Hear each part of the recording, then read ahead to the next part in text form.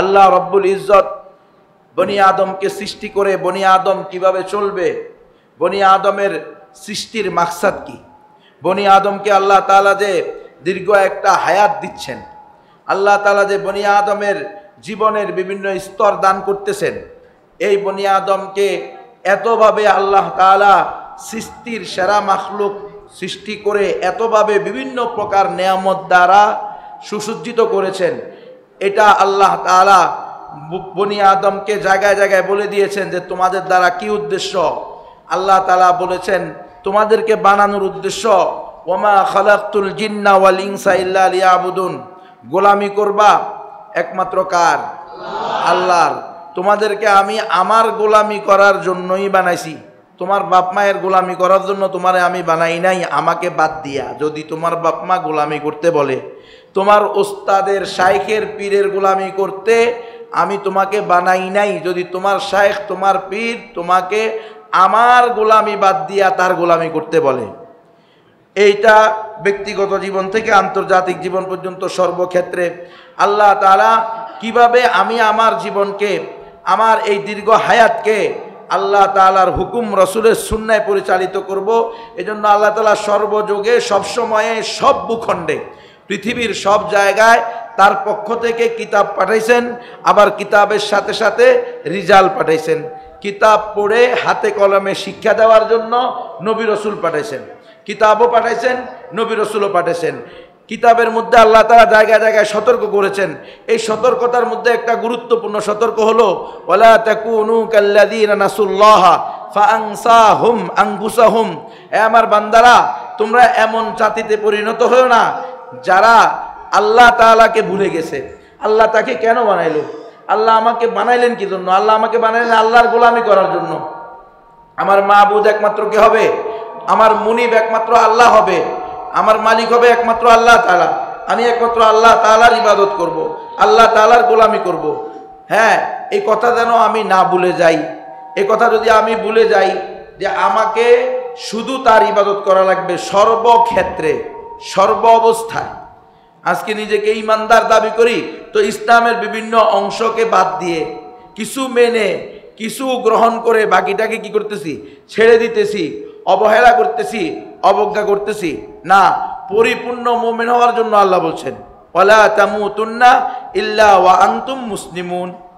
হ্যাঁ, উদখুলু ফিস সিলমি কাফা, পরিপূর্ণ ইসলামে ঢোকার জন্য আল্লাহ তাআলা বলেছেন। যদি আমরা আল্লাহ তাআলার এই হুকুমকে সামনে রেখে, আল্লাহ তাআলা যে আমাদেরকে হুকুম দিয়েছেন পরিপূর্ণ মুসলমান হওয়ার জন্য, পরিপূর্ণ মুমিন হওয়ার জন্য, মুমিন আমরা সবাই দাবি করি। আজকে যদি আপনি আমাকে মুনাফিক বলেন, আপনি আমাকে নাস্তিক বলেন, তো আমার দেখবেন রাগের শেষ থাকবে না। হ্যাঁ, কিটমিট করতে থাকবে আমার দাঁতে। আমি আপনাকে কিভাবে শায়েস্তা করব, এর কি উত্তর দেব? কিন্তু আমার ভিতরে আসলে কতটুকু ঈমান আছে, আমি যে নিজেকে মুমিন বলতেছি, শরীয়তের পরিভাষায় আমি মুমিন কিনা এটা আমি কখনো চিন্তা করি না। ইমামুল আসর ইমাম আনোয়ার শাহ কাশ্মীরি রহমতুল্লাহি আলাইহি ঈমানের যে তারিফ করেছেন, অত্যন্ত জামে মানে তারিফ করেছেন যে ঈমান কি? আল ঈমানু হুয়া তাসদীকু মা জাআ বিহি নবী সাল্লাল্লাহু আলাইহি ওয়াসাল্লাম ওয়া ইন লাম ইয়াকুন মুতাওয়াতিরান ওয়া ইলতিজামু আহকামিহি ওয়া তাবাররু মিন কুল্লি দীনিন সিওয়াহু। ঈমান কি? ঈমান হলো রাসূল আরবি সাল্লাল্লাহু আলাইহি ওয়াসাল্লাম রব্বে করিমের পক্ষ থেকে যত বিধিবিধান নিয়ে আসছেন, যত বিধিবিধান নিয়ে আসছেন, সেটা ছোট হোক অথবা বড় হোক, আল্লাহর পক্ষ থেকে যা নিয়ে আসছেন রাসূল আরবি সাল্লাল্লাহু আলাইহি ওয়াসাল্লাম এগুলোকে অন্তরের অন্তঃস্থল থেকে সত্যায়ন করা। যদিও সেটা মুতাওয়াতির নস দ্বারা প্রমাণিত না হয়, তবুও সেটাকে সত্যায়ন করে নিতে হবে এবং ইসলামের প্রত্যেকটা বিধানকে নিজের জন্য বাধ্যতামূলক করে নিতে হবে। এবং একমাত্র দিন ইসলাম ছাড়া অন্য সকল দিনকে কি করতে হবে? অন্য সকল দিন থেকে সম্পর্ক ছেদ করতে হবে। ওয়াত্তাবাররু মিন কুল্লি দীনিন সিওয়াহু। আল্লাহ রাসূল সাল্লাল্লাহু আলাইহি ওয়াসাল্লাম যে শরিয়া নিয়ে আসছেন, আল্লাহ রাসূল সাল্লাল্লাহু আলাইহি ওয়াসাল্লাম যে দ্বীনে হক নিয়ে আসছেন, ওই দ্বীনে হককেই একমাত্র দিন মনে করতে হবে। ইসলাম ই একমাত্র সঠিক ধর্ম, ইসলাম ই একমাত্র সঠিক দিন এবং মুসলমান ছাড়া আর কেউ জান্নাতে যাবে না। এই কথা তো আমি আমার প্রায় সব ওয়াজেই বলি। এখন অনেকের প্রশ্ন হলো একই কথা এতবার বলেন কেন? কেন এতবার বলি? এই জন্য যে এইটার কারণে এইবারও আমাকে পিটেছে ঘুমের ভিতরে। তুমি কেন বলো যে একমাত্র সঠিক ধর্ম ইসলাম? তো আমি বললাম তা কি বলবো, এটা তো আমার কথা নয়, তো আল্লাহর কথা। আল্লাহ নিজে বলছেন ইন্নাদ দীনা ইনদাল্লাহিল ইসলাম, আল্লাহর নিকট একমাত্র মনোনীত ধর্ম হলো ইসলাম। তারা বলতে চায় না এটা গণতান্ত্রিক দেশ, এখানে তোমাকে বলতে হবে সকল ধর্ম সঠিক। এটা কি বলা সম্ভব? আলেম তো দূরের কথা, কোনো আদনা মোমেন ইমানদার যার ভিতরে ইমানের সিটে ফোটা আছে সেও তো এই কথা বলতে পারবে না। ইসলাম ছাড়া অন্য কোনো ধর্মকে সঠিক বলা যাবে? কখনো বলা যাবে না। কিন্তু আজকে এই কথাটা বলার জন্য বাধ্য করা হচ্ছে।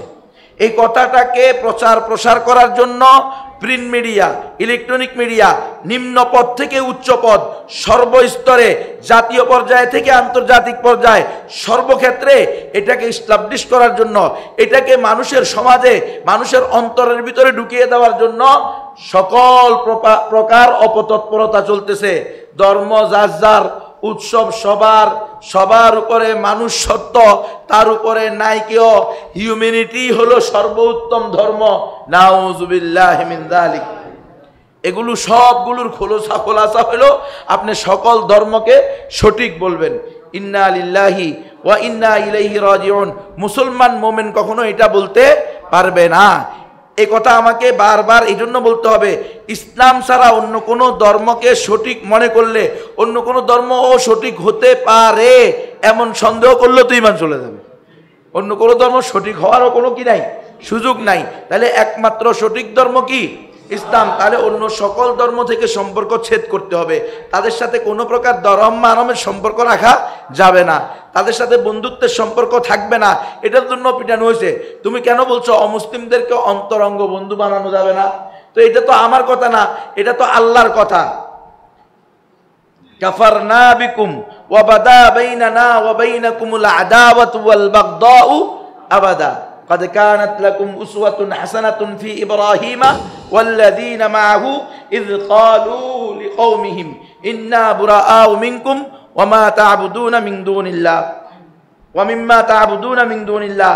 হ্যাঁ, যখন ইব্রাহিম আলাইহিস সালাম তার কওমকে, তার পরিবারকে, উনি এবং উনার যারা হাওয়ারিন ছিলেন, তার সাহাবী ছিলেন, তারা কি বললেন? তো উনার হাওয়ারিদেরকে সহ তার কওমকে শতাধিকে বলে দিলেন যে আমরা তোমাদের সাথে এবং তোমরা যাদের পূজা করতেছ, এক আল্লাহ ছাড়া অন্য যে সকল দেবদেবী মূর্তির পূজা করতেছ, মানুষের পূজা করতেছ, আল্লাহকে বাদ দিয়ে আল্লাহর সৃষ্টির সামনে মাথা নত করতেছ, এগুলো থেকে আমরা সম্পর্ক ছেদ করলাম। আমাদের সাথে তোমাদের সাথে কি নাই কোন সময়। কাফারনা বিকুম ওয়া বাদা বাইনানা ওয়া বাইনাকুমুল আদাওয়াতু ওয়াল বাগদা। শুধু সম্পর্ক ছেদ না, তোমরা যেহেতু এক আল্লাহকে মানো না, তার দেওয়া একমাত্র সঠিক ধর্মকে মানো না, তাহলে তোমাদের সাথে আমাদের চিরশত্রুতা এবং চির দুশ্মনী আজকে থেকে কতদিন পর্যন্ত? হাত্তা তুমিনু বিল্লাহি ওয়াহদা, যতদিন পর্যন্ত তোমরা এক আল্লাহর উপরে কি করো? ঈমান আনো। তো এই কথা কি আমার কথা নাকি? এটা সূরা মুমতাহিনার 4 নম্বর আয়াত। তা আমার কথা হলো কোত্থেকে? আল্লাহর কথা। আর আমি হলাম আল্লাহর জমিনে আল্লাহর প্রতিনিধি। আল্লাহর পক্ষ থেকে আল্লাহ আমাকে খলিফা বানাইছে। তাহলে আমি তো আল্লাহর খলিফা, আল্লাহর প্রতিনিধি। আল্লাহ যা বলছেন তাই আমি বলবো। তো আল্লাহ তো সকল ধর্মকে সঠিক বলে নাই। আল্লাহ বলছে একমাত্র সঠিক ধর্ম কি? ইসলাম। এই কথা যদি আপনি না মানেন, এই কথা যদি আপনি বিশ্বাস না করেন, আপনি যদি তাগুতের প্রোপাগান্ডায় পড়ে আপনি তাগুতের কৃষ্টি কালচার আদর্শকে গ্রহণ করে নেন, তাহলে ঘটনা যা ঘটবে সেটা এখন আমাদের সবার সামনে। মুসলমানের মেয়ে হিন্দু হয়ে গেছে। ঢাকাতে পড়া গেছে যে আগুন লাগলো যে, হ্যাঁ, পরে ওই যে মেয়ের বাপ আসছে মেয়েকে নিয়ে জন্য মুসলমানের দাবি করে, আর মন্দির থেকে পুরোহিতরা আসছে যে সে তো কি আমাদের হিন্দু। এই যে গত কয়েকদিন 3-4 দিন আগে এটিএন নিউজ, এক মেয়েকে এক হিন্দু ছেলে 2 বছর ধরে কি করতেছে? তাকে নাউযুবিল্লাহি মিন যালিক শারীরিক সম্পর্ক করতেছে। কিভাবে? এই মেয়ে মুসলমান মেয়ে, এই মেয়ের বাবা মা যেই ফ্ল্যাটে থাকতো সেই ফ্ল্যাটে এই হিন্দু ছেলেকে সাবলেট ভাড়া দিছে। এই হিন্দু ছেলে সাবলেট ভাড়া নিছে, নিয়ে এই মেয়েকে বলছে আমি তোমাকে বিয়ে করব, প্রয়োজনে মুসলমান হয়ে যাব। প্রেমের উপরে আবার কোনো কথা আছে নাকি? ভালোবাসা যেখানে, সেখানে ধর্ম টর্ম কিসের? ভালোবাসার উপরে কিছু নেই। আমি প্রয়োজনে আমার হিন্দু ধর্মকে কি করলাম, ছেড়ে দিলাম, আমি তোমার ধর্ম গ্রহণ করব, তবুও তুমি আমাকে কি করো, ভালোবাসো। আর মহিলারা তো মহিলা, এই জন্যই আল্লাহ বলছে, বুঝছেন না, মহিলারা হলো নাকিসাতুল আকল।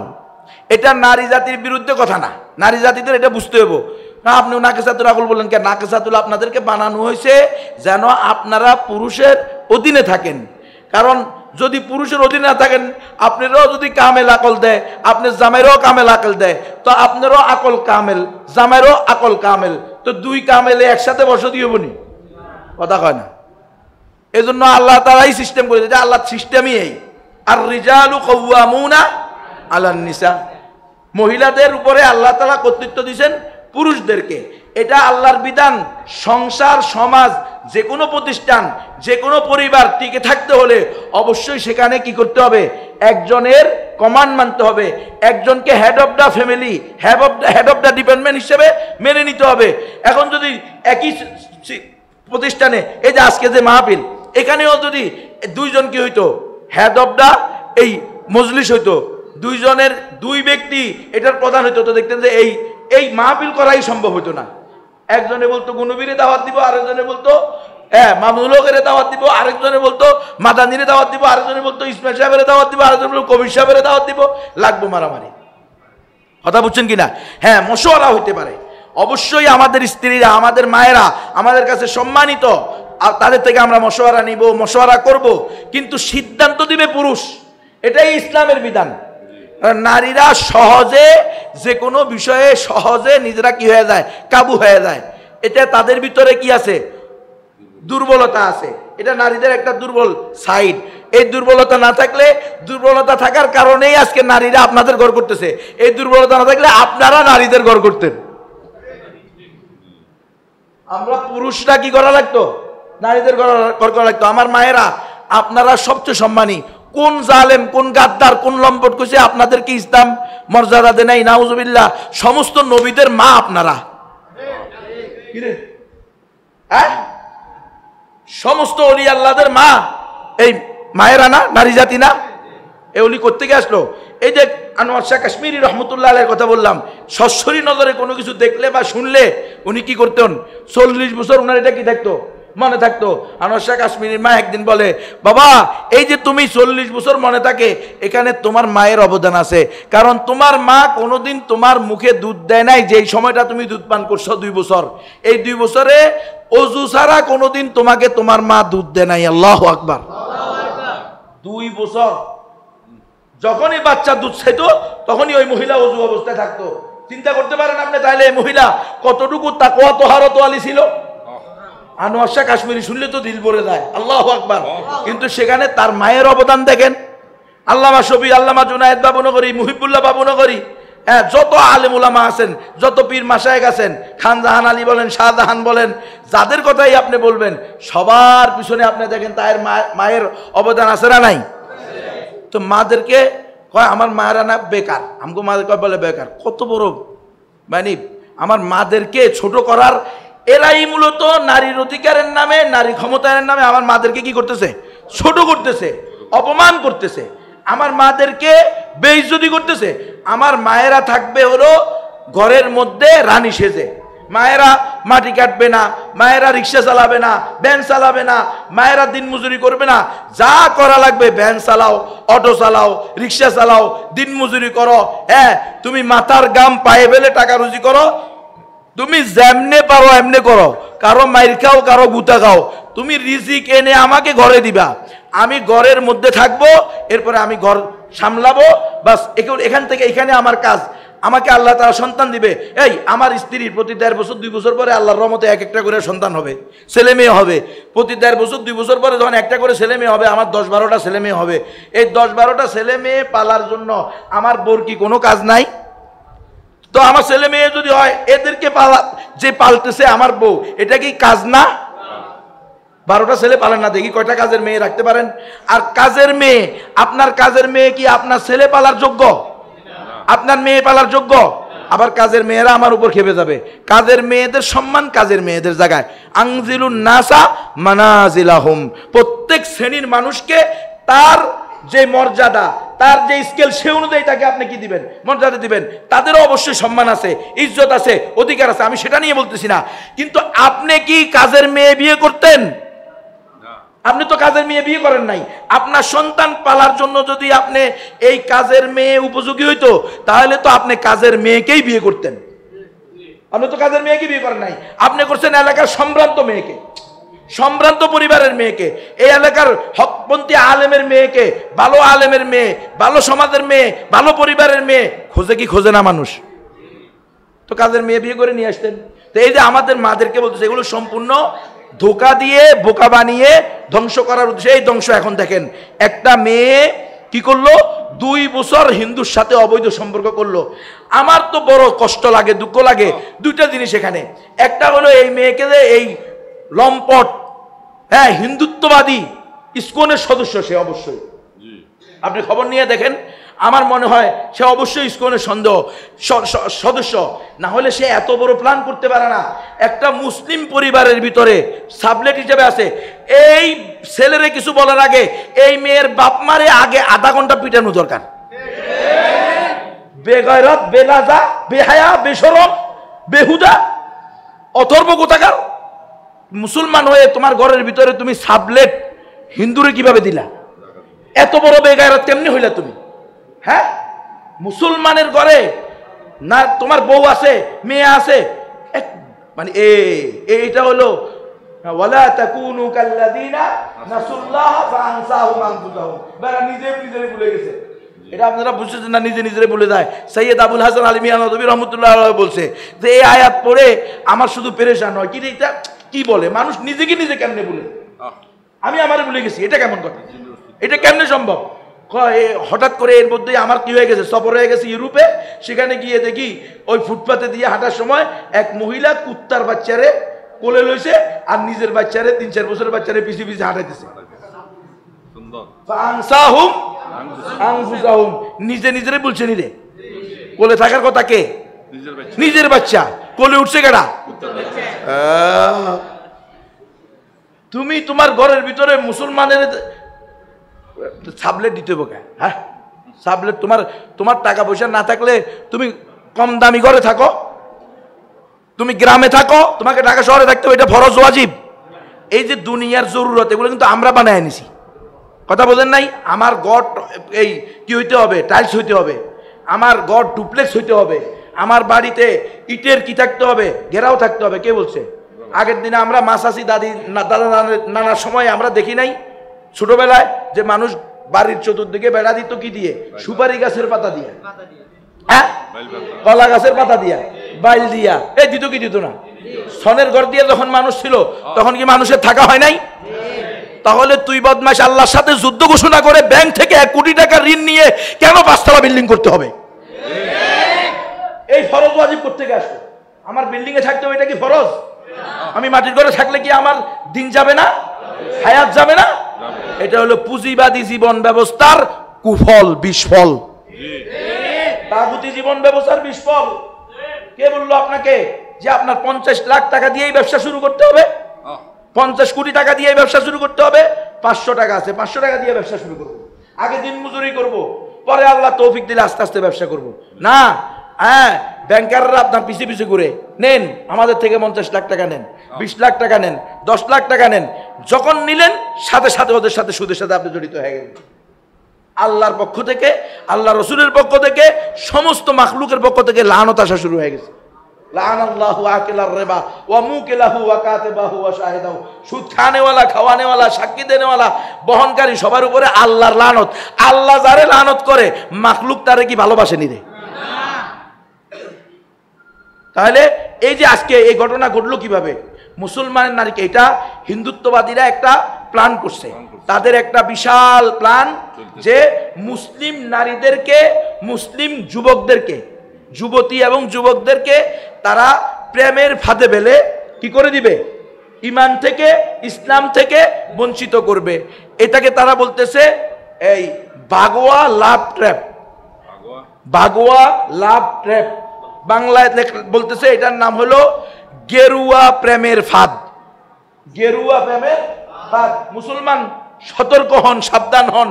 ও আমার পর্দারের মা বোনেরা, নিজেকে চিনুন, আল্লাহকে মানুন, আল্লাহর বিধানকে আঁকড়িয়ে ধরুন, অন্যথায় নিজেকেও চিনবেন না, আল্লাহকেও হারাবেন। খাসিরাত দুনিয়া ওয়াল আখিরা, দুনিয়াও শেষ, আখিরাতও শেষ।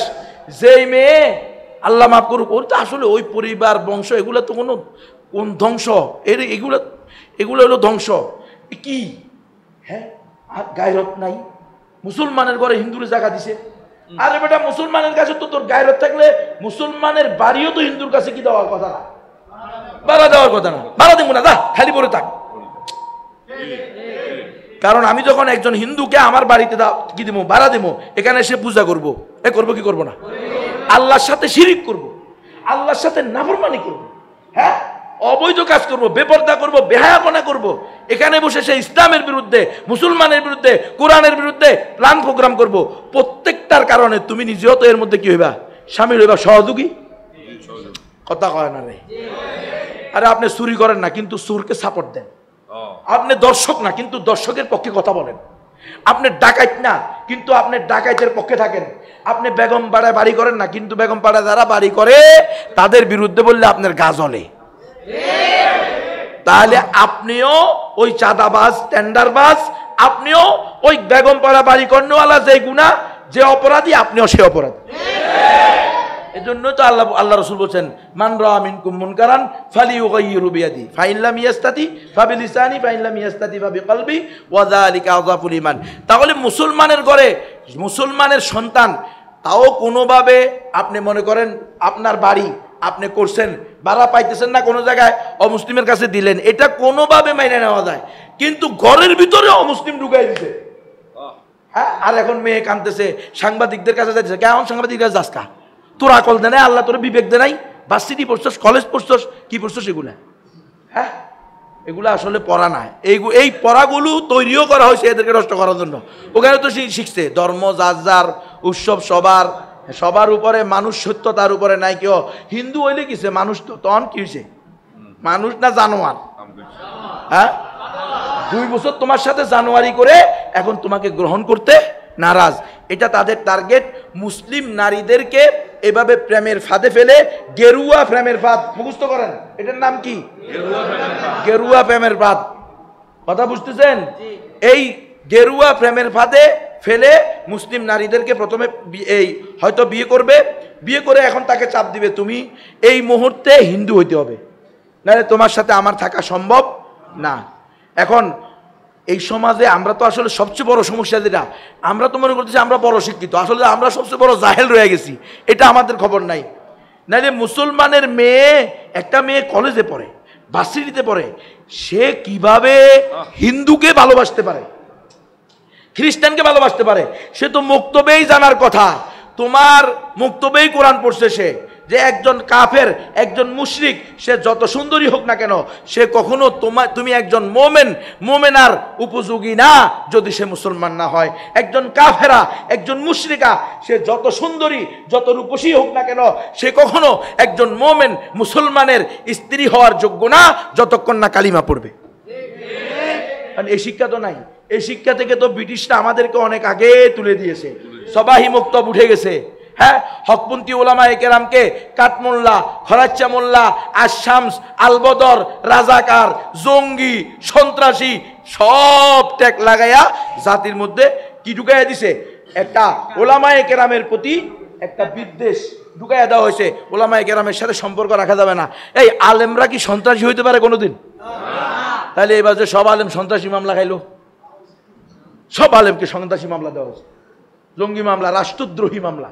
আমরা বলে রাষ্ট্রদ্রোহী, হায় হায় হায় হায়, হ্যাঁ, আমরা রাষ্ট্রদ্রোহী। আমরা হিন্দু, বৌদ্ধ, খ্রিস্টান, ইহুদি সবাইকে নিয়ে জান্নাতে যাওয়ার চেষ্টা করি, ঠিক না? আমরা চাই কেউ জাহান্নামে না যাক, একটা লোকও জাহান্নামে না যাক, হিন্দুরাও জান্নাতে যাক, খ্রিস্টানরাও জান্নাতে যাক, খালি শাহাদাতাইনের সাক্ষী দাও আর জান্নাতে চলে দাও। মান ক্বালা লা ইলাহা ইল্লাল্লাহু মুখলিসান দাখালাল জান্নাহ। ইয়াকিন ইখলাসের সাথে যে কালিমা পড়বে সে কোথায় যাবে? জান্নাতে যাবে। আর আমাদেরকে বলে সাম্প্রদায়িক, উস্কানি দাতা। কেমনে সাম্প্রদায়িক দাদা হইলাম বেটা? সব সম্প্রদায়ের লোকের জান্নাতে নেওয়ার জন্য চেষ্টা করতেছি, মাথার গাম পায়ে ফেলতেছি। হ্যাঁ, সে একই কথা বলে যাইতেছি, দেশ আমগর রাষ্ট্রদ্রোহী বলো। ও আমরা রাষ্ট্রদ্রোহী? এখনকার প্রধানমন্ত্রী কয় যে পার্বত্য চট্টগ্রাম আর মায়ানমারকে নিয়ে আলাদা খ্রিস্টান রাষ্ট্র বানানোর ষড়যন্ত্র চলতেছে। এই ওয়াজি তো গত 20 বছর ধরে করে আসছি। পার্বত্য চট্টগ্রাম খ্রিস্টান রাষ্ট্র হয়ে দেবো, এই ওয়াজ করি নাই? কত আলেম ওলামাদের কাছে, এই দেশের আলেম ওলামারা, এই দেশের বয়ান তো এখন আলহামদুলিল্লাহ মিডিয়ার সুবাদে সব বয়ানে আছে। আমি প্রত্যেকটা ইয়া ধরে ধরে ডকুমেন্টস নিয়ে নিয়ে বলছি না, পার্বত্য সেনা সদরের সতর্কবাণী, পার্বত্য চট্টগ্রাম যেন পূর্ব তিমুর বা দক্ষিণ সুদান না হয়, এই ওয়াজ করছি। এই দেশের আমাকে সেনাবাহিনীর এক লোক বলছে, খাগড়াছড়ির ব্রিগেডিয়ার, মনে নাই তার নাম, কিছু মনে নাই, সে আমারে বলছে যে হুজুর এই বাংলাদেশের অংশ যদি পার্বত্য চট্টগ্রামকে রাখতে হয়, বাংলাদেশের স্বাধীনতাকে যদি কি করতে হয়, অক্ষুণ্ণ রাখতে হয়, তাহলে একটাই রাস্তা, আপনারা যে কাজ করতেছেন, অমুসলিমদেরকে দাওয়াত দিয়ে মুসলমানদের সাথে ক্রস মিসিং করে দেন। নবমুসলিম পুরাতন মুসলিম, ছেলে হলে মেয়ের সাথে, মেয়ে হলে ছেলের সাথে বিয়ে দিয়ে দেন। এই ছাড়া দ্বিতীয় কোনো রাস্তা নাই। টুডে অর টুমোরো, এটা তার শব্দ, টুডে অর টুমোরো, আজকে বা কালকে এটা খ্রিস্টান রাষ্ট্র হয়ে যাবে। আমি বললাম কেন, আপনারা কি করেন? হুজুর আমাদের হাত পা বাঁধা হয়ে গেছে। ওই জিয়াউর রহমানের আমলে, এরশাদের আমলে ওপেন ছিল আমাদের জন্য, দেশের স্বাধীনতা রক্ষা করতে হবে, সার্বভৌমত্ব রক্ষা করতে হবে, এর বাইরে যে আসবে তাকে যা ইচ্ছা তা করো, কিন্তু স্বাধীনতা কি করো, রক্ষা করো, এটা ছিল ওই সময়। আর এখন হলো না, কোনো কথা বলার আগে আগে ওনার অনুমতি, তাকে পরে ওনার অনুমতি, পরে ওনার অনুমতি, ওই উপর অদৃশ্য উপরের চাপে নিম্নওয়ালারা পিছে শেষ। নিম্নওয়ালাদের কোনো কাজ করার একটু একটু একটু একটু যদি দেশপ্রেম থেকেও থাকে, তারা কোনোভাবেই সেটা প্রকাশ করতে পারে। আমরা তো সারা জিন্দেগি এই কথাই বলছি, দেশের স্বাধীনতা কোথায় যাইতেছে? হ্যাঁ, আজকে ধ্বংস হয়ে যাইতেছে। অরক্ষিত স্বাধীনতাই সবচেয়ে বড় পরাধীনতা। কিন্তু রাষ্ট্রের প্রধান যেখানে বলতেছে আলাদা রাষ্ট্র হয়ে যাবে, এটা কেমন কথা? তো আপনি রাষ্ট্রের প্রধান থাকলেন কেন? আপনি যদি দেশের স্বাধীনতা রক্ষা করতে না পারেন, আজকেই গতি ছেড়ে দেন। মুসলমানের সাথে দেশবাসীর সাথে প্রতারণা, ধোঁকা। দেশের প্রধান কিভাবে বলতে পারে যে যে কোনো সময় এটা আলাদা রাষ্ট্র হয়ে যেতে পারে? তাহলে আমরা কাকে রাষ্ট্রপ্রধান বানাইলাম? কে আমাদের রাষ্ট্রপ্রধান? কিন্তু কার হাতে দিয়ে রাখছেন আপনারা দেশ? আমার দেশের দেশবাসী বুঝতেছে কিনা? আমার প্রাণপ্রিয় উম্মা আপনারা বুঝতেছেন কিনা কাদের হাতে দেশ দিয়ে রাখছেন? এরা কোশ্চিন কালেও আপনার দেশ, আপনার সম্পদ কিচ্ছু রক্ষা করতে পারবে না। কারণ এরা কেউ আসে আমেরিকার 5 এটে, কেউ আসে ইন্ডিয়ার 5 এটে। কাফের মুশরিকদের 5 এটে তারা গোলামি করে ক্ষমতায় আসবে, এরা কি আপনার দেশের জনগণের কল্যাণ করতে পারবে? দেখেন আপনি কেন এই কথা উনি বলার আগে উনার তো সিদ্ধান্ত নেওয়া দরকার ছিল। আর ইন্ডিয়ার মতো দেশ শত শত শত শত মিশনারিকে বের করে দিছে। আমি এই কথা বলি নাই, বাংলাদেশের পার্বত্য চট্টগ্রামে সিএসটি কমিশন তৈরি করেছে, হুজুরদের মনে আছে? আমি কয়েকশো বার বলছি মনে হয়, CST commission, Chittagong hill tracts commission. এই চট্টগ্রাম হিল ট্যাক্স কমিশন এটার প্রধান বানানো হয়েছে গ্রেট ব্রিটেনের লর্ড সভার মানবাধিকার বিষয়ক কমিটির চেয়ারম্যান লর্ড এরিক অ্যাবিবুরিকে। এই লর্ড এরিক অ্যাবিবুরিকে পত্রিকাওয়ালা লিখতেছে, আমার কথা না, এগুলো সব পত্রিকায় আসছে। পত্রিকাতে এ হলো যার হাতে পূর্ব তিমুর এবং দক্ষিণ সুদান স্বাধীন খ্রিস্টান রাষ্ট্র, সে সেখানে দুটা মুসলিম রাষ্ট্রের ভিতরে পূর্ব তিমুর, দক্ষিণ সুদানের, পূর্ব তিমুর ইন্দোনেশিয়ার পাহাড়ি এলাকা, দক্ষিণ সুদান সুদানের পাহাড়ি এলাকা। পূর্ব তিমুর হয়েছে 2009 সালে, দক্ষিণ সুদান হয়েছে 2011 সালে। পত্রিকায় আসছে পৃথিবীর বুকে নতুন দেশের আবির্ভাব। আপনারা অনেকে পড়েনও নাই, পড়লে বুঝেন নাই বা খেয়াল করেন নাই। কারণ আমি তো ওই কাজ করতেছি, পাহাড়ে পাহাড়ে, জঙ্গলে জঙ্গলে ওলামায়ে কেরামদেরকে সাথে নিয়ে মুরব্বিদের হুজুররা কয়েকবার গেছে পাহাড়ে দাওয়াতের কাজে, আমি গেছি। আমার তো মাথা গেছে হ্যাং হইয়া, কিরে এটা কি বলে? সেনাবাহিনীর পক্ষ থেকে রিপোর্ট আসতেছে পার্বত্য চট্টগ্রাম যেন পূর্ব তিমুর না হয়, দক্ষিণ সুদান না হয়। দেখেন কত বড় গর্দব বেহিস মানুষ আমরা। আফসোস, আমি আশ্চর্য হলাম ওই সময় যখন এই সেনাবাহিনীর রিপোর্টটা আসে, তখন আমি রাঙ্গামাটি ছিলাম, রাঙ্গামাটির ইসলামী ফাউন্ডেশনের ডিডি। হ্যাঁ, এই ডিডি আমাকে বলতেছে যে হুজুর এই যে রিপোর্টটা আসলো, এটার পরে সরকার ইসলামী ফাউন্ডেশনকে দায়িত্ব দিছে যে আপনারা কি করেন, খবর নেন যে এই কথাটা কেন সেনাবাহিনীরা বললো। সেনা সদরের সতর্কবাণী, কত বড় বিষয়। হ্যাঁ, ওরা কেন বলছে এটা, এরপরে ওদেরকে বলছে আপনারা কি করেন, ওই যে কমিশন বানায়, তো এখন তো যা কিছু হয় কি করে, এটা কমিশন, তদন্ত কমিশন, এই তদন্ত কমিশন বানাইছে।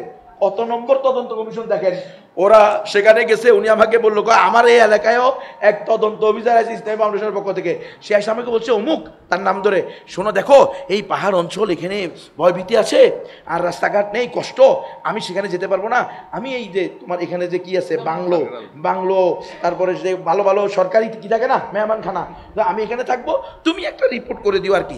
আর শেষের দিন যাওয়ার সময় কি করছে, 55 না 45,000 টাকা হলো তার বিভিন্ন জায়গায় যাওয়া, টিএ কয় তুমি এটার উপর একটা সাইন দিয়ে দাও।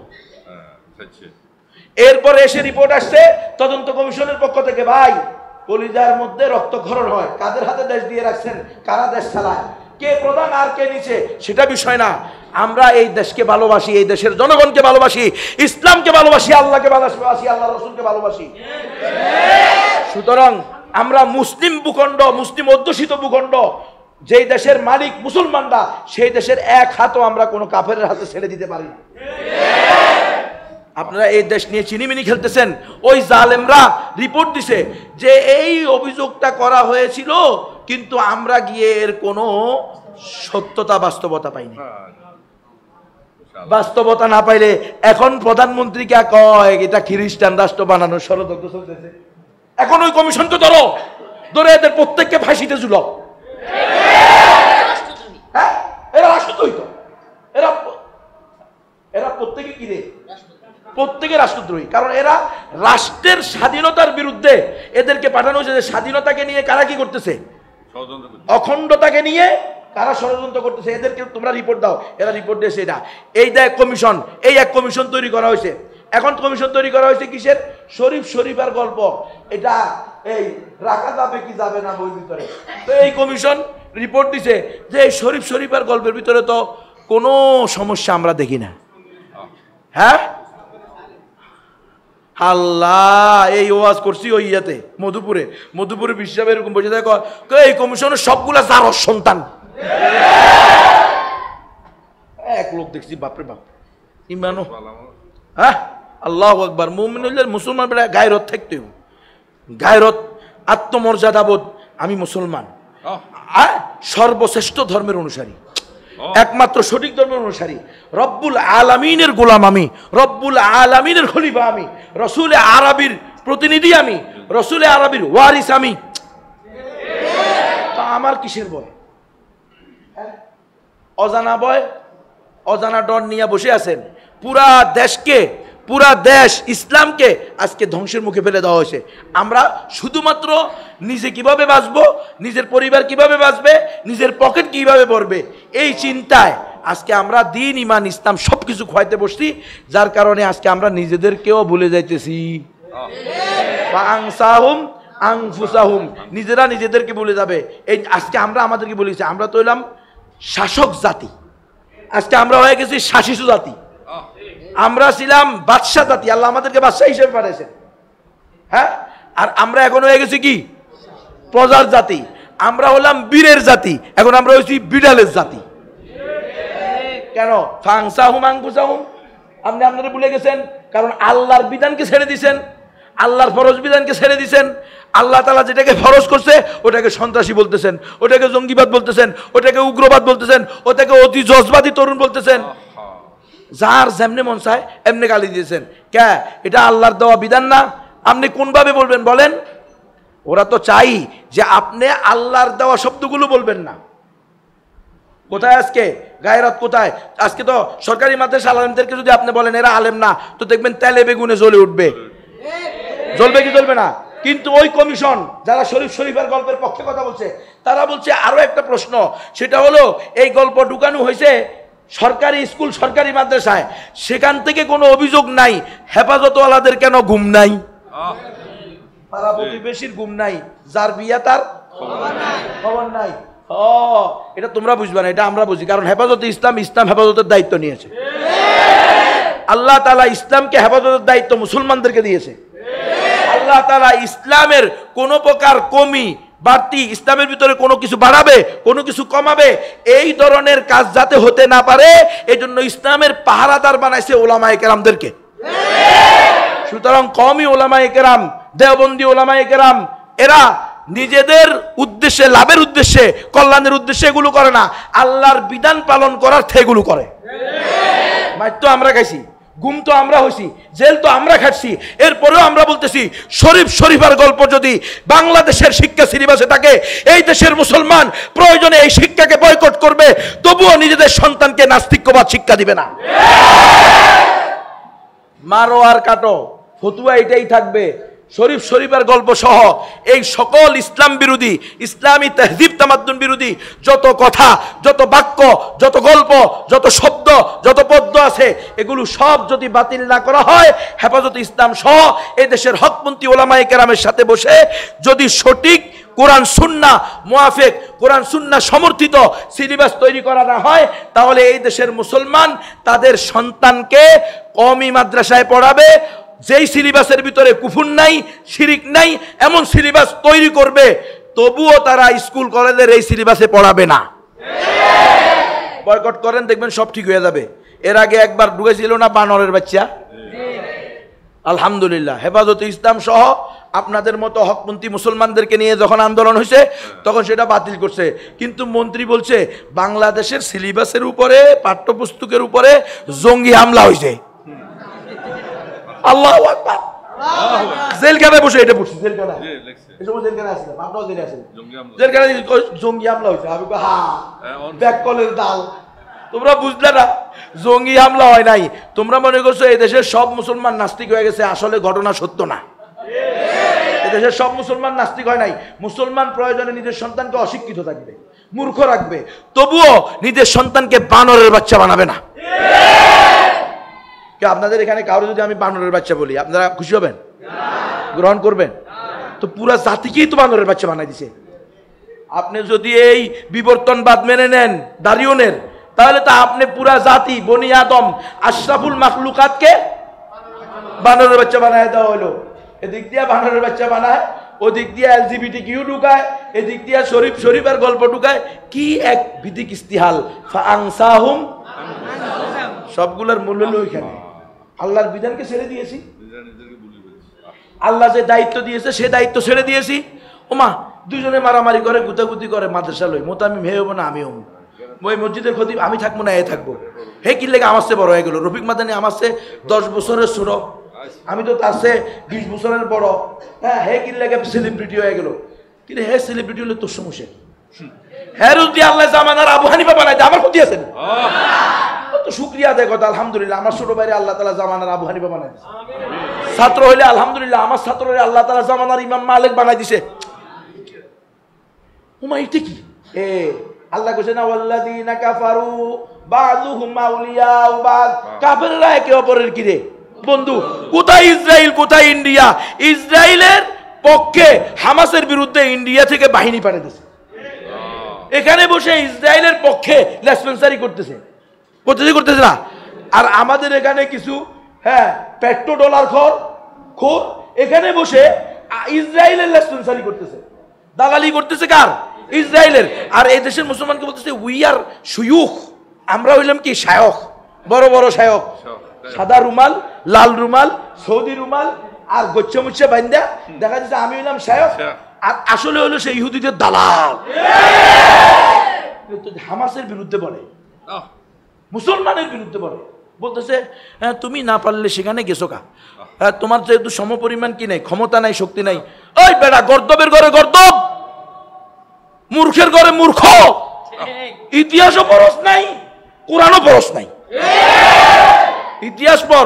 মুসলমানরা পৃথিবীর ইতিহাসে কখনো কাফের দেশে সব দিক থেকে বেশি ছিল না, বরং সার্বিক দিক থেকে সর্ব অবস্থায় সব জামানায় মুসলমানরা সংখ্যায়, অস্ত্রে, সব দিক থেকে কমে ছিল। বেআক্কলের মতো কথা কও। এগুলো বলে বলে মুসলমানদের দিন থেকে, ওই যে আল্লাহর বিধান মানা থেকে দূরে সরায়।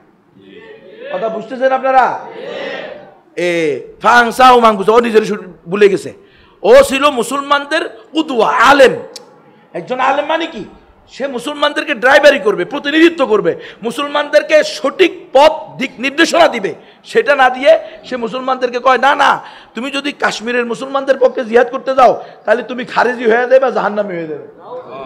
হায় হায় রে, এরে এরি কি রে, এ কোন জঙ্গল থেকে আসছে? হ্যাঁ, তুমি এখানে যদি জিহাদের কথা বলো তো মানাজি হয়ে যাবে। মানে ও আমাদেরকে রিমান্ডে পিটায়, তোরা মানাজি। আমি কি মানাজি কি? মানাজি কি? মানাজি তো এটা গালিয়ে না মনে হয়। এক গুরু আর গুরুরে গালি দেয় মানাজি। আমি তো এইটা না জানি, আমি তো আর কিছু জানি না। এক এক করে এক এক ব্যাখ্যা দিছে। কথা বুঝেন নাই? তোরা মানাজি কি? মানাজি কি জিনিস? মানাজি বলতে কোনটা বুঝে দেন? খেলাফা আলা মিনহাজিন নবুয়া, মানে নবুয়তের আদলে খেলাফত চাই, এ কথা বলাই কি আমাদের অপরাধ? ওমা নাকামু মিনহুম ইল্লা আইয়ুমিনু বিল্লাহিল আজিজিল হামিদ। এরা আপনি খেলাফত চাইবেন, এটা সহ্য হবে না। খেলাফত চাওয়া প্রত্যেক মুমিনের ঈমানি দায়িত্ব। খেলাফত প্রতিষ্ঠা করা প্রত্যেক মুমিনের উপরে ফরজ। ওমা কোন জায়গায় আছেন? 100 বছর ধরে খেলাফত ছিনিয়ে নিছে। তো এই 100 বছর ধরে খেলাফতের পক্ষে কোনো আলোচনাও নাই, কোনো বয়ানও নাই, কোনো মজলিসও নাই, যার কারণে ফাংসাহু মাংফুসাহু খেলাফত ভুলে গিয়ে গণতন্ত্র ধরছে। আল্লাহর বান্দা হিসেবে আল্লাহর দপ্তরে নাম ছিল, সেটাকে কাটাইয়া আব্রাহাম লিঙ্কনের বান্দার খাতায় নাম লেখাইছে। হ্যাঁ, গোলাম হইছো তার, তো এখন মাইয়া যাইব না খ্রিস্টানের লগে, ইহুদির লগে। হ্যাঁ, আবার ফতুয়া দে কয় না তো আহলে কিতাব। কি আহলে কিতাব বেটা? হ্যাঁ, আহলে কিতাব পড়তে আসে। বর্তমানে কোনো কাফের মুশরিকরা আহলে কিতাব নাই। ওই যে শরীয়ত ছিল তাওরাত, জবুর, ইনজিল প্রত্যেকটা তারা বিকৃত করে ফেলছে। কেউ উজাইর আলাইহিস সালামের আল্লাহর বেটা বানাইয়া শিরিক করছে, কেউ ঈসা আলাইহিস সালামের আল্লাহর বেটা বানাইয়া শিরিক করছে। বর্তমানে ওই আহলে কিতাব নাই যে আহলে কিতাবের ওই ফতোয়া ছিল। খবরদার, নিজেকে সেভ করেন, নিজের সন্তানকে সেভ করেন। সারা দেশে হিন্দুত্ববাদী আগ্রাসন, কথা বুঝছেন? হিন্দুত্ববাদী আগ্রাসন কঠিনভাবে চলতেছে, কঠিনভাবে। তাদের টার্গেট হলো এদেরকে যদি কেউ বিয়ে করে তাহলে তো ভালো, হিন্দু বানাবে। বিয়ে না করলে তাদের প্রেমে পড়ে, তাহলে সে ধর্ষণ করে চলে যাবে 2-1টা বাচ্চা দিয়ে। কথা বলেন নাই? একটা নারী, সতী সাদী নারী, সে যখন কারো দ্বারা ধর্ষিতা হয় সে কিন্তু এটা সহ্য করতে পারে না। তার কারণে আপনারা দেখবেন অধিকাংশ ধর্ষিতারা আত্মহত্যা করে। এটা আসলে কঠিন। আপনি যত আয়েশা রাদিয়াল্লাহু তাআলাকে যখন অপবাদ দেওয়া হলো, আপনি দেখেন উনার ইতিহাস পড়েন, কি পরিমাণ কষ্ট উনি পাইছে। আয়েশা রাদিয়াল্লাহু তাআলা না, আল্লাহু আকবার, নিজের বাপ মা, এমনকি রাসূল সাল্লাল্লাহু আলাইহি ওয়াসাল্লামের উপরে উনি কি করছেন? অভিমান করে বসছেন যে আপনি রাসূল হয়ে আপনি কিভাবে এই কথা বলতে পারলেন যে আয়েশা দেখো মানুষের তো ভুল ত্রুটি হতে পারে, তুমি চিন্তা করে দেখো, আপনি এই কথা বললেন কেমনে? আপনি তো আমার স্বামী, প্রিয়তম স্বামী, আপনি কেমনে আমার মতো নারীর ব্যাপারে এই কথা, মানে এই কথা বলা মানে কি? এই কথা বলা মানে আপনি হয়তো হয়তো হতে তো পারে, মানুষ তো। তো দেখো তুমি যদি এই কথা বলার কারণে আসে এই পরিমাণ উনার ইগুতে লাগছে যে যখন আয়াত নাজিল হয়েছে তখন উনার মা আর বাপ আবু বকর আর উনার স্ত্রী এসে বলতেছে যাও এবার রাসূলের শুকরিয়া জানাও। কিনলে রাসূলের কিনলে শুকরিয়া জানাইতে আমার পবিত্রতা বয়ান করছে কে? আল্লাহ। শুকরিয়া জানাইলে আল্লাহরে জানাম। মানে কোন সতী সাদী নারী কিন্তু এটা কি করতে পারে না, সহ্য করতে পারে। উনি বলছে যে যখন আমি একথা শুনলাম, মেস্তার মার কাছে না, হ্যাঁ, এই কথা শোনার পরে আমার মনে হয়েছে কি আত্মহত্যা করবো নাকি মাটি ফিরে যাক আমি সেখানে ঢুকে যাবো। মানে বেঁচে থাকা, দুনিয়াতে বেঁচে থাকা আমার জন্য কি হয়ে গেছে? কঠিন হয়ে গেছে। যার কারণেই নারীরা এগুলো সহ্য করতে পারে না। কিন্তু নারীরা তো হলো কাঁচ, আয়নার মতো। কথা বোঝেন নাই? অল্পতে এরা কি হয়ে যায়? ব্যঙ্গে চুরমার হয়ে যায়। তো আপনি ব্যাককলের করে ব্যাককল, এত বেহুদা বাপমা কেমনি হয়েছিস তোরা যে তোদের বাচ্চাকে হিন্দু, বৌদ্ধ, খ্রিস্টান, ইহুদিদের কাছে পড়তে দেশ কেমনি?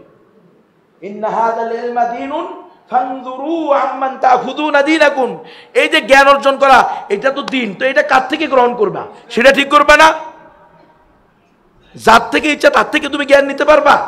কখনো পারবা না। একদিনই হয় না এগুলো। এখন কি করতেছে দেখেন, কাউকে কাউকে এই প্রেমের ফাঁদে ফেলে ইন্ডিয়াতে নিয়ে পাচার করে দিছে। 60,000 মুসলিম নারীকে ইন্ডিয়ার পতিতালয়ে পাচার করা হয়েছে। ওই মুসলমান কষ্ট লাগেনি দিলে? কষ্ট যদি না লাগে তাহলে ইমানের দুর্বলতা আছে। হাদিসে আছে না, যদি তোমার ভালো কাজ তোমাকে খুশি দেয়, খুশি করে, হ্যাঁ, ইজা সাররাতকা হাসানাতুকা ওয়া সাআতকা সাইয়্যাতুকা ফাআনতা মুমিন। যখন তোমার ভালো কাজ তোমাকে কি দেয়, খুশি দেয়, আনন্দ দেয়, তোমার খারাপ কাজ তোমাকে কষ্ট দেয়, তখন তুমি মোমেন। তুই কোন মোমেন? মুসলমানের মেয়েকে হিন্দুত্ববাদীদের পতিতালয়ে বিক্রি করে দেওয়া হইলো, পাচার করে দেওয়া হইলো, শোনার পরে তোমার কোনো অনুভূতি হলো না? একজন মুসলমান খ্রিস্টান হয়ে গেল, একজন মুসলমান হিন্দু হয়ে গেল, তোমার ভিতরে কোনো অনুভূতিই নাই, তোমার মোমেন কইছে কে? এমন মুমিন নিয়ে আল্লাহ তাআলা আপনাকে আমাকে হইতে বলছে। নাউযুবিল্লাহ মিন যালিক। এমন মুমিন নয়। আজকে 60,000 মুসলমানকে, আহা, কষ্ট লাগেনি আপনাদের কাছে? পতিতালয় বিক্রি ভালো হয়েছে না খুব? হ্যাঁ, বিয়ে করতে গেলে কয় একাধিক বিয়ে করলে না, বিয়ে করা যাবে না, 2 বিয়ে করছে, হুজুর তো লুচ্চা না। আস্তাগফিরুল্লাহ মিন যালিক, আস্তাগফিরুল্লাহ।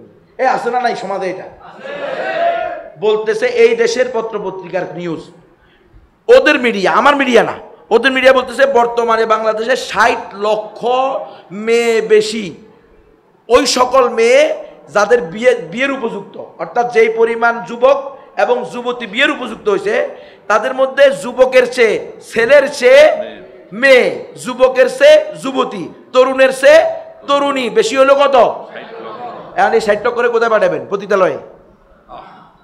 এই 60 লক্ষের মধ্যে যদি আপনার মেয়ে পড়ে, আপনার বোন পড়ে, কথা বুঝেন নাই মনে হয়, এই 60 লক্ষের মধ্যে পড়বে না? এই 60 লক্ষ তো এই দেশের জনগণ নাকি? তো এই দেশেই বলতেছে বিয়ের উপযুক্ত পুরুষের তুলনায় বিয়ের উপযুক্ত নারী 60 লক্ষ বেশি। তার মানে যারা সমান সমান একে অপরকে বিয়ে করে ফেললে, জোড়া মিলে গেলে বাকি থাকবে কয় লক্ষ? এই 60 লাখকে বিয়ে করার কেউ নাই। এবারে হিন্দুত্ববাদীর সাথে প্রচার হবো না, পতিতালয়ে বিক্রি হবো না, তো করবোটা কি? আপনি তো একাধিক বিয়েকে হারাম ঘোষণা করছেন, গোস মেরে নামছেন একাধিক বিয়ের বিরুদ্ধে। এটা ইহুদি খ্রিস্টানদের প্ল্যান ভাই, আপনারা বুঝতেছেন না আমার কথা? আপনারা অনেকে মনে করেন যে হুজুরে এই কথা খালি ওয়াজ করে কা। আরে বাবা, এটা তো যেখানেই ইসলামের বিরুদ্ধে ষড়যন্ত্র হবে সেটা নিয়েই ওলামায়ে কেরাম কথা বলবে। এটা তো একটা বিশাল ষড়যন্ত্র। একাধিক বিয়ে খারাপ, একাধিক বিয়ে খারাপ, একাধিক বিয়ে খারাপ, নষ্ট নষ্ট, খারাপ মানুষ একাধিক বিয়ে করে। এই ওয়াজ যখন চলতে থাকবে চলতে থাকবে, আর কবির সাহেবদের জামানা চলে যাবে, পরবর্তী প্রজন্ম উঠবে, তখন বলবো তোমাদের নবীও তো এই খারাপ কাজ করছে, 11টা বিয়ে করছে। নাউযুবিল্লাহ বলেন না? তোমাদের সাহাবীরাও তো খারাপ কাজ করছে, এরা একাধিক বিয়ে করছে। নাউযুবিল্লাহ মিন যালিক। বলবে কি বলবে না? আমি বলতেছি না যে আপনি একাধিক বিয়ে করেন আপনার জন্য ফরজ না, একাধিক বিয়ে করা ফরজও না, ওয়াজিবও না, আপনাকে কেউ বাধ্যও করতেছে না। কিন্তু আপনার তৌফিক থাকলে, যোগ্যতা থাকলে, প্রয়োজন থাকলে একাধিক বিয়ে শরীয়তে অনুমোদিত। কেউ একাধিক বিয়ে করলে তাকে ঘৃণা করবেন না, তার বিরুদ্ধে সমালোচনার ঝড় উঠাবেন না। কেন তার বিরুদ্ধে সমালোচনা করতেছেন? সে তো কোনো অন্যায় করে নাই। কথা বুঝতেছেন? এটা আল্লাহর বিধান, রসুলের সুন্নাহ। আপনি পারলে করেন, না পারলে করেন। আপনি তো বলছে, আল্লাহ বলছে ফাইন খিফতুম আল্লাহ তাআদিলু ফাওয়াহিদাতান, তুমি যদি ভয় পাও যে তুমি ইনসাফ করতে পারবে না, তুমি হইলা কাপুরুষ। যে পুরুষ ইনসাফ করতে পারে না 2 জন ব্যক্তির ভিতরে, ও কাপুরুষ না তো কি? কথা বলতে নাই। আল্লাহ বলতেছে আল্লাহর পক্ষ থেকেই ঘোষিত। আমরা যারা এক বনিয়ে আছি তারা চিন্তা করেন আগে, মানে যাদের তৌফিক আছে। কিরে আপনি মসজিদের খতিব, মাদ্রাসার মুহতামিম, আবার 2-3 জায়গায় গিয়ে আপনি কি করেন? ওয়াজ মাহফিলও করেন, সেখান থেকেও মাসে 30-40 হাজার টাকা কামাই করেন। মাস শেষে কইনা দেখেন 1 লাখ 1.5 লাখ টাকা আপনার কামাই। এরপরে আপনার বউ একটাকে, রিক্সাওয়ালারও তো বউ একটা, মুসিস আমারও তো বউ একটা, আপনি ক্ষতি হিসাবের 1 টাকা। আল্লাহ মাফ করে। যাক, এটা মূলত হলো আমি আপনাকে বলতে, ইসলামে এটা বৈধ, আপনি এটাকে খারাপ চোখে দেখবেন না। আপনি এটাকে যদি খারাপ চোখে দেখেন তাহলে ঈমান নিয়ে প্রশ্ন উঠবে। কথা বুঝতেছেন? এই ওয়াজ আপনারা করবেন আপনাদের মাদের কাছে, বোনদের কাছে, পরিবারে, সমাজে। মায়েরা তো আবার খেপে যাবে নাকি? হ্যাঁ, যে হুজুর এতক্ষণ তো ভালো ওয়াজ করছেন, ওয়াজ ভাষা শোনাইতেছেন। যাক মাশাআল্লাহ, রফিক মাদানী সাহেব ভাষা শুনাইতেছে, ওয়াজ করি আমি, গালিও গামু আমি, আল্লাহ জানে কি হয়। এরপরে কবে এটা যেন নেত্রকোনায় না আসে। হ্যাঁ, অবাঞ্ছিত ঘোষণা হবে। হোম মিনিস্টারদের পক্ষ থেকে ন্যাশনালিটি যদি বাতিল হয়ে যায়, উপায় আছে নি আর? আল্লাহ মাফ করেন। আমাদের হোম মিনিস্টারদেরকেও ঠিক করতে হবে, স্ত্রীদেরকেও ঠিক করতে হবে, মাদেরকেও ঠিক করতে হবে, বোনদেরকেও ঠিক করতে হবে। মা, বোন, স্ত্রী, আজকে যে 60 লক্ষ নারী স্বামী পাচ্ছে না, যেই নারীদেরকে পাচার করে দেওয়া হচ্ছে, ওই রোহিঙ্গা ক্যাম্প থেকে ধরে এনে যে মেয়েদেরকে পতিতালয়ে বিক্রি করা হচ্ছে, সে যদি তোমার বোন হতো, সে যদি তোমার মেয়ে হতো, তুমি কি এটা সহ্য করতে পারতা? তাহলে আল মুসলিমু আকুল মুসলিম, সেই হিসাবে কি এই মেয়েরা তোমার বোন না? তো তুমি শুধু তোমার মায়ের পেটের বোনকে দেখবা, অন্য মায়ের পেটের বোন তোমার বোন না? তাহলে তুমি সাহাবাওয়ালা আদর্শ কোথায় গ্রহণ করলা? তোমার ভিতরে নবীওয়ালা দরদ কোথায় পাওয়া গেল? তুমি না নিজেকে সাহাবার অনুসারী বলো, তুমি না রাসূলুল্লাহ সাল্লাল্লাহু আলাইহি ওয়াসাল্লামের আশিকা দাবি করো, তো রাসূলুল্লাহ সাল্লাল্লাহু আলাইহি ওয়াসাল্লাম যে জিনিসের অনুমোদন দিয়েছেন তুমি সেটাকে ঘৃণা করো। তুমি কেমনে রাসূলের আদর্শের এই দাবিদার হইতে পারো? আবার বলতেছি, আমি কাউকে বলতেছি না যে তুমি বাধ্য করো, বিয়ে করো। তোমার তৌফিক না থাকলে তো তোমার একটা করার অনুমতি নাই। রোজা রাখবে, একদিন রোজা রাখবে, একদিন ইফতার করবে, একদিন রোজা রাখবে, একদিন ইফতার করবে, তাহাজ্জুদ পড়ে কান্নাকাটি করবে, আল্লাহ টাকা দাও, পয়সা দাও, শক্তি দাও, বিয়ে করতে পারি। দোয়া কর, রাস্তা তো ক্লিয়ার। রোজা রাখবি সারা জিন্দগি, বিয়ে করতে পারবি না। কথা বুঝেন নাই? আল্লাহর কাছ থেকে চাই নিতে হবে। কিন্তু যার যোগ্যতা আছে, তৌফিক আছে, আল্লামা রফিকুল ইসলাম মাদানী মাশাআল্লাহ প্রতি মাসে আল্লাহ তাআলা, আপনারা ওয়াজ শুনছেন না, ওয়াজে বলছে বাইরে হওয়ার পর থেকে অল্প দিনের ভিতরে 1 কোটি টাকার বেশি শুধু হাদিয়া পাইছে।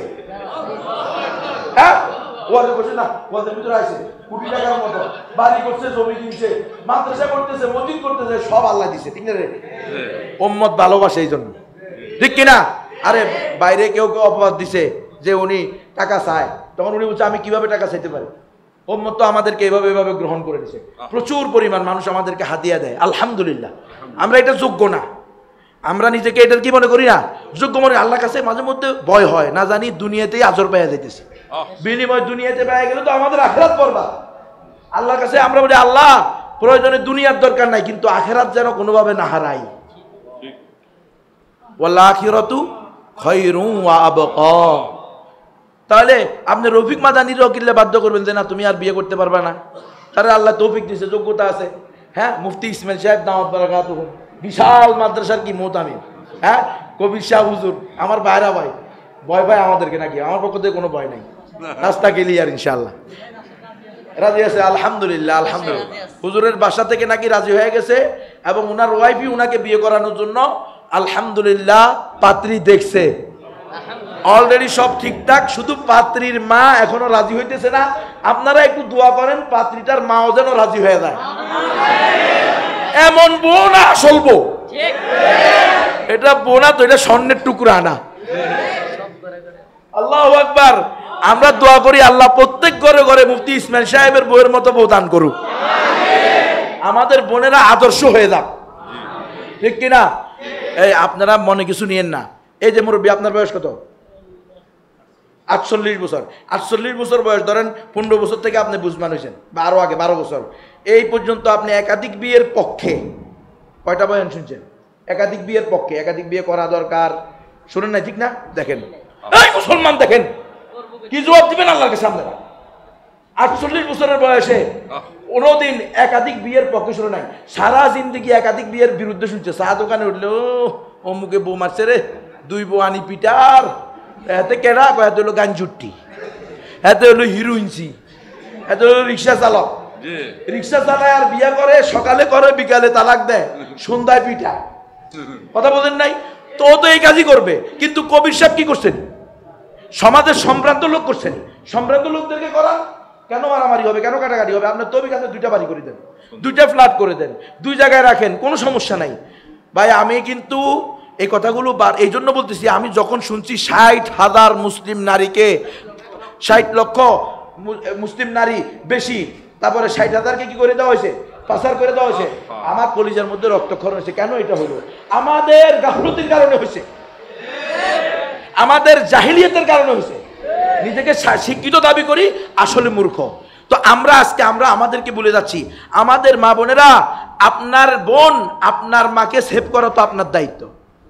আপনি একে হেফাজত করবেন না, কালকে আমাদের মাঝে আপনি প্রশ্নবিদ্ধ হবেন না যে তুমি তো স্বামী নিয়ে, সংসার নিয়ে, ছেলে মেয়ে নিয়ে ভালো ছিলা, তোমার পাশের মেয়ে, পাশের বোন, সে তো অভাবের তাড়নায় পড়ে দেহ বিক্রির কাজে লাগছে, তোমার সেখানে কি অবদান ছিল?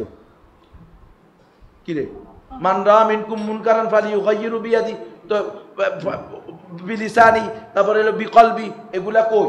এটা খারাপ কাজ না? তোমার বোন যে পতিতালয়ে চলে যাচ্ছে, এটা খারাপ কাজ না? তো একে ফিরানোর দায়িত্ব তোমার নাই? তো তুমি কেমনে ফিরাইবা?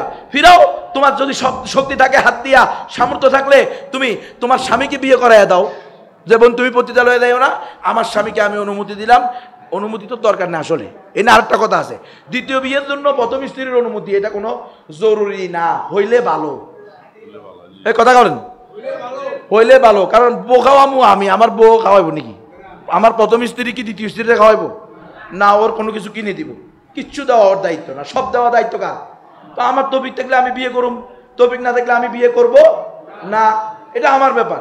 প্রথম স্ত্রীর এখানে কোনো কাজ নেই। আল্লামা মামুনুল হকের সাথে যে জুলুম করা হয়েছে, এটার অন্যতম কারণ বানানো হয়েছে যে প্রথম স্ত্রী দাঁড়ান। প্রথম স্ত্রী দাঁড়ান, প্রথম স্ত্রী দাঁড়ানোর দরকারটা কি? আমি বিয়ে করুম, আমি খাওয়ামু, রিক্সা চালামো, আমি ভ্যান চালামো, আমি অটো চালামো, আমি চা দোকান চালামো, আমি দিন মজুরি করবো, আমি মাথার গাম পায়ে ফেলে টাকা রুজি করবো, আমি কি বউ একটা রাখতে পারবো না 60টা রাখতে পারবো? এটা তো আমার ব্যাপার। শরীয়তের মাসালা পরিষ্কার হওয়া দরকার। শরীয়তের মাসালা পরিষ্কার না হইয়া পুরা জাতি আজকে জাতিকে ভুলে গেছে। শ্রেষ্ঠ সন্তানের চেয়ে বানরের সন্তান হয়ে গেছে। কথা বুঝেন নাই মনে হয়। শিলা শ্রেষ্ঠ জাতি। আজকে হিন্দুত্ববাদীরা এই মালুরা আমগরে ধমকি দেয়, আমগর দেশ দখল করে নিব বলে। দেয় কি দেয় না? বাংলাদেশ দখল করে নিবে, ইন্ডিয়া অখণ্ড ভারত বানাবে। এই অখণ্ড ভারত বানানোর জন্য তারা এই টার্গেট নিছে কি? গেরুয়া প্রেমের ফাঁদ। এই গেরুয়া প্রেমের ফাঁদ তারা কি করতেছে? টার্গেট করছে আমাদের মুসলিম নারীদেরকে এভাবে দর্শন করে করে মুসলিম সংখ্যা কমিয়ে দিবে। মুসলমান থেকে হিন্দু বানাবে, এতে মুসলমানদের সংখ্যা কমে যাবে। কথা বুঝতেছেন? পুরা দেশব্যাপী তারা এই প্ল্যান চালাইতেছে। আপনাদের কাছে আমার আকুল আবেদন, প্রত্যেক ঘরে, প্রত্যেক বাড়িতে, প্রত্যেকের সন্তানকে এই শিক্ষা দিতে হবে। না না, কোনো মুসলমানের জন্য একেবারে ছোট থেকে এই শিক্ষা আপনি দিয়ে আসতে হবে। আকিদা সহি করেন। সবচেয়ে বড় আফসোসের মধ্যে আরেকটা কারণ হলো আমরা আকিদার ব্যাপারে এত কাঁচা। সাহাবায়ে কেরাম বলছেন তাআল্লামনাল ঈমান ঈমান সুম্মা তাআল্লামনাল কোরআন। আগে ঈমান শিখছি, পরে কোরআন শিখছি।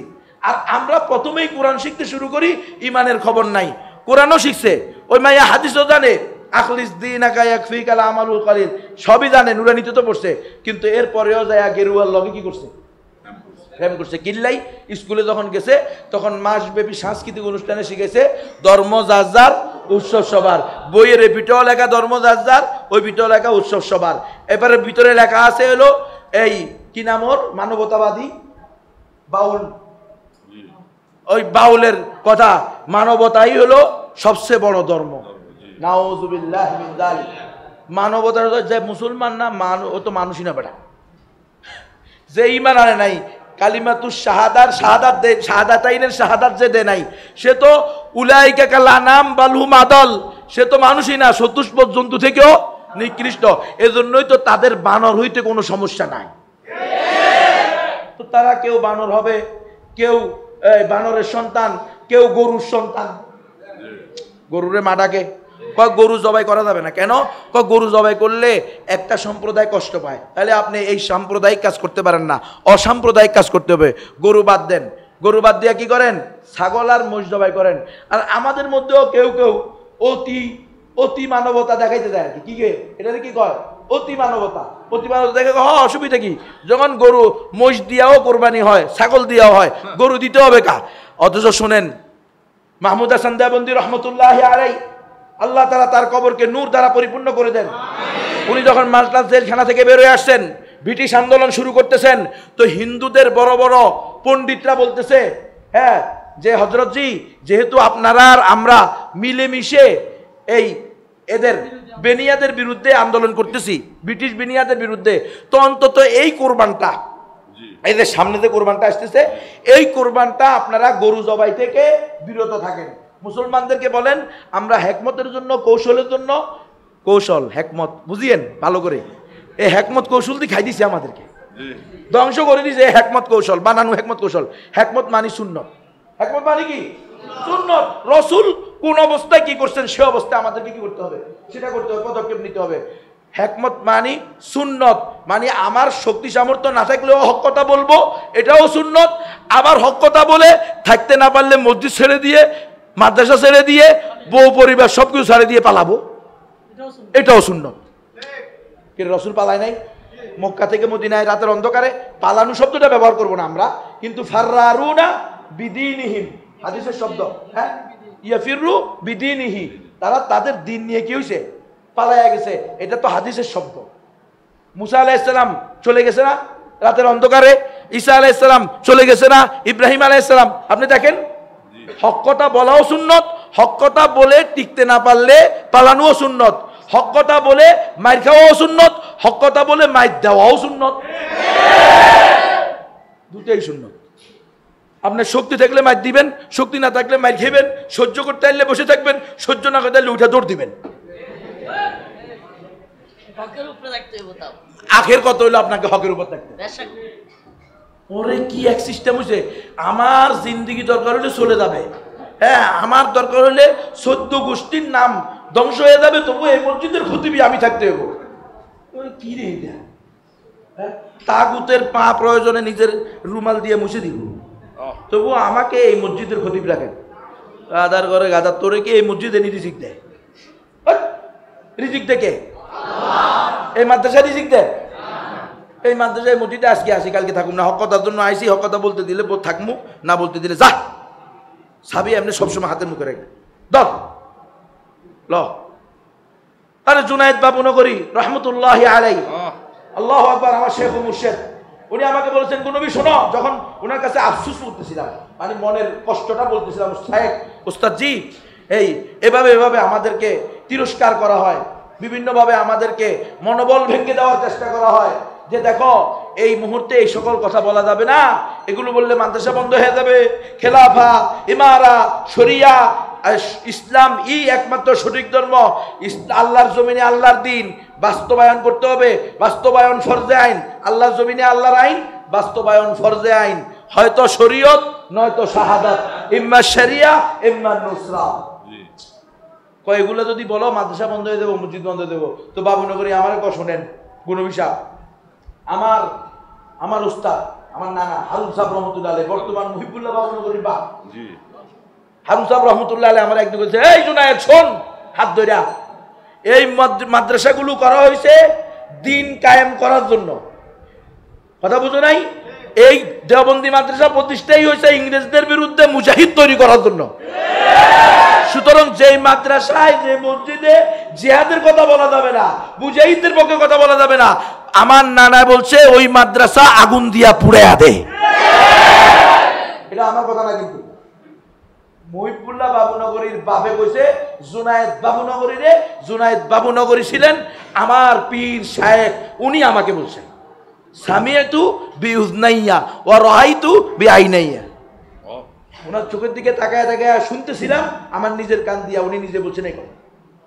এখন আপনারা যাচাই বাছাই করেন গিয়া মুহিবুল্লাহ বাবুনগরী শাহ হুজুরের কাছে, আর জুনায়েদ বাবুনগরীর ওই সময় যারা খাদেম ছিল আশেপাশে তাদেরকে জিজ্ঞেস করেন, ওই যে সাক্ষী আছে দুইজন অলরেডি পাওয়া গেছে, স্পষ্ট কথা। মুফতি ইসমাইল সাহেব, এই যে সলিম ভাই, মাওলানা সলিম, মাশাআল্লাহ, আল্লাহ কবুল করুক। আমি তো ভুলে গেছি কে কে ছিল সফরে, এটা তো মনে নাই, বুঝলেন নাই, মনে আমার এক সমস্যা মনে থাকে না। হ্যাঁ, স্পষ্ট কথা। আজকে দিনের পথে, ইসলামের পথে আমি কথা বলবো, এই জন্য চাকরি চলে যাক। আমার এই চাকরি, আমার এই মাদ্রাসা মসজিদ দিনের জন্য। আমিও একটা মাদ্রাসা দিয়েছি, মাদ্রাসাতু দাওয়াতুল ইসলাম বাংলাদেশ, ইসলামের দাওয়াত উম্মতের সামনে তুলে ধরার জন্য। আর আমার এই মাদ্রাসারই মোতামিম থাকতে হবে মৃত্যু পর্যন্ত। এটা কে কইছে? যতদিন হক কথা বলতে পারবো, হকভাবে দিন প্রচার করতে পারবো থাকবো, না পারলে দা মাদ্রাসা আল্লাহর জন্য করছি, আল্লাহর জন্য ছাড়ি দিলাম। ইন্না সালাতি ওয়া নুসুকি ওয়া মাহইয়ায়া ওয়া মামাতি লিল্লাহি রাব্বিল আলামিন। কিন্তু এটা না করে আমি মুরতাদ নাস্তিকের পা আমার এই রুমাল দিয়ে মুছে দিমু, হ্যাঁ আপনি একটু আমার ইমামতিটা দেখিয়েন, আপনি একটু আমার মুহতামিমগিরিটা দেখিয়েন, কোনোভাবে যেন আমার থেকে এটা হাত ছাড়া না হয়। ফাংসাহুম, তোর পা টিপার কথা বেড়াও।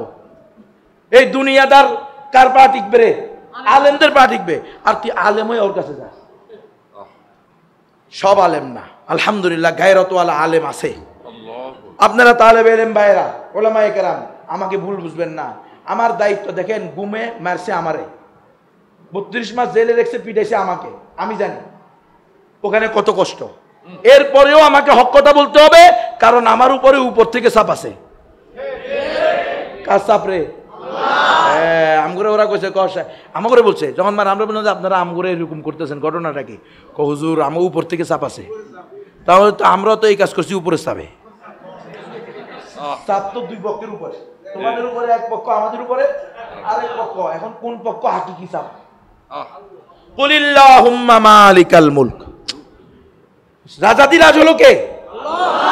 তো আল্লাহ চাপ বড় না তোমার আঞ্চলিক রাজার চাপ? তোমার আঞ্চলিক রাজা এখন কয় দেশের স্বাধীনতা রক্ষা করা সম্ভব না। হ্যাঁ নিজেই করছো এটা, আমার মিডিয়া আছে না রে?